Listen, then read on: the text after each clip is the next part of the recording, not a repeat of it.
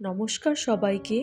মাধবীস কিচেনে আজ একটি নতুন ভিডিও নিয়ে এসেছি। আজ বানাবো সর্ষে পোস্ত ইলিশ ভাপা। এটি বানানোর জন্য প্রথমে আমি ইলিশ মাছের পিসগুলোকে কেটে ধুয়ে রেখেছি।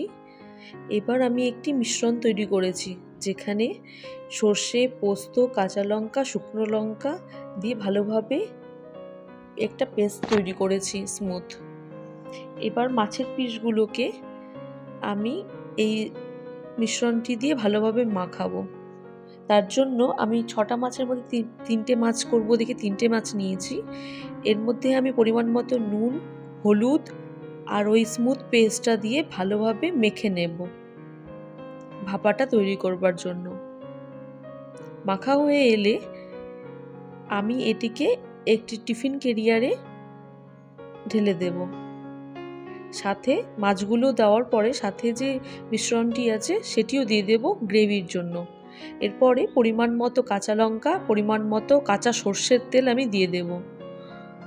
যতটা ভালো লাগে কাঁচা লঙ্কা আপনারা দিতে পারেন। এবার ভাপাটার জন্য আমি একটি কড়াইয়ে একটি জল দিয়ে জলটিকে গরম করতে বসিয়েছি। এবার ওই সর্ষে পোস্তর যে পেস্টটা আছে গ্রেভির জন্য আমি এর উপর দিয়ে ঢেলে দেব। আর এর মধ্যে একটু সর্ষের তেল দিয়ে আমি এটা ভালোভাবে মেখে নেব।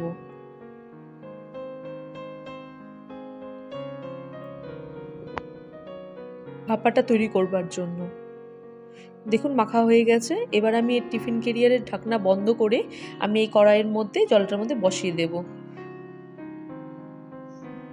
20 মিনিটের মতো, 15-20 মিনিট মতো লাগে সময়। ঢেকে দিলাম। এবার আমি কড়াইয়ের মধ্যে বসিয়ে দেব ভাপার জন্য। 20 মিনিটের মতো রাখলাম আমি এখানে। তৈরি আমার সর্ষে পোস্ত ইলিশ ভাপা।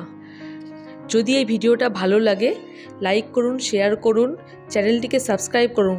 আরও নতুন নতুন রান্নার ভিডিও দেখার জন্য বেল আইকনে প্রেস করে সঙ্গে থাকুন।